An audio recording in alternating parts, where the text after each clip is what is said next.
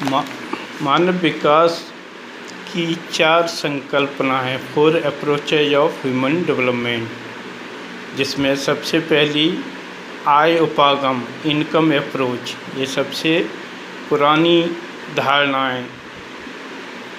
इसके अंतर्गत आय कि लोगों की इनकम बढ़ेगी तो मानव विकास होगा, क्योंकि इनकम होगी अच्छी तो वो अच्छी शिक्षा, अच्छा स्वास्थ्य वगैरह पर ज़्यादा खर्च कर पाएगा। तो ये सबसे आय मनुष्य के जीवन का सबसे महत्वपूर्ण पहलू है।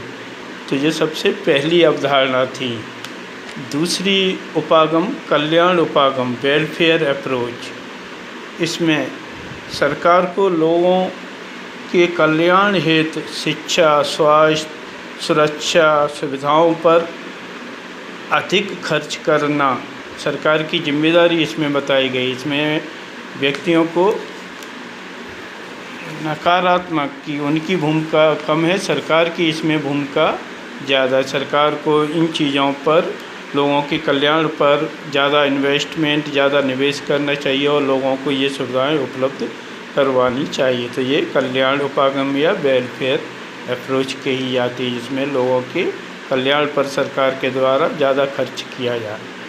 तीसरी ILO द्वारा, इंटरनेशनल लेबर ऑर्गेनाइजेशन द्वारा प्रपोज की गई आधारभूत आवश्यकता उपागम बेसिक नीड अप्रोच। इसके अंतर्गत जो हमारी 6 मूलभूत आवश्यकताएं वो लोगों को उपलब्ध करवाई जानी चाहिए। 6 आवश्यकताएं ILO द्वारा आइडेंटिफाई की गई। इन 6 मूलभूत सुविधाओं में स्वास्थ्य, शिक्षा, भोजन, जलापूर्ति, स्वच्छता और आवास के रूप में पहचानी गई।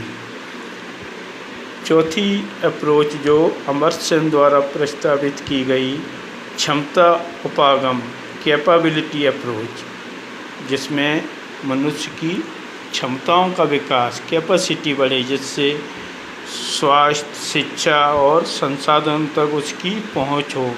तो कैपेबिलिटी, उसे फ्रीडम हो, उसे अपने विकल्प चुनने की। तो इसमें मनुष्यों की क्षमताएं, जिससे वो निर्णय ले सके। अच्छा स्वास्थ्य होगा तो वो ज़्यादा प्रोडक्टिविटी बढ़ेगी। शिक्षा अच्छी होगी तो वो विकल्प उसके पास ज़्यादा मौजूद होंगे।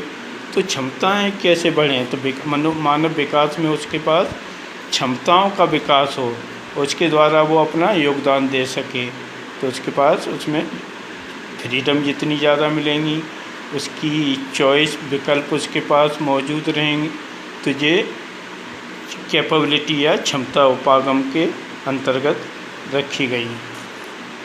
मानव विकास में अंतर्राष्ट्रीय तुलना UNDP के द्वारा जब 1990 से मानव विकास सूचकांक विभिन्न इंडिकेटर, जिसमें सबसे महत्वपूर्ण पहल महबूब उल हक पाकिस्तान के अर्थशास्त्री और भारत के अमर्त्य सेन, इन दोनों दक्षिण एशियाई देश के प्रोफेसर्स ने सबसे पहले इंडिकेटर ह्यूमन डेवलपमेंट के ऊपर एक इंडिकेटर डिसाइड किए और अपनी एक रिपोर्ट पेश की, जो UNDP द्वारा 1990 में स्वीकार की गई। और उसके बाद प्रतिवर्ष UNDP द्वारा विभिन्न इंडिकेटर्स की मदद से विश्व के देशों की रैंकिंग की जाती है और देशों की तुलना की जाती है। तो उन्होंने संकेतकों को वैल्यू देकर उनको 4 कैटेगरीज में तुलना के लिए रखा है। पहले में वेरी हाई डेवलपमेंट है, जहाँ ह्यूमन डेवलपमेंट, वहाँ उनकी वैल्यू मानी गई है 0.808 से अधिक।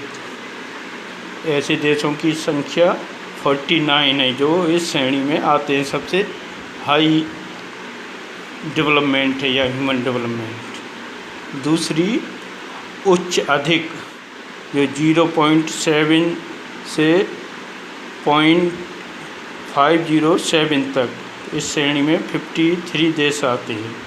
तीसरी मीडियम मध्यम, जो 0.556 से 0.699 तक, तो इसमें 42 देश आते हैं।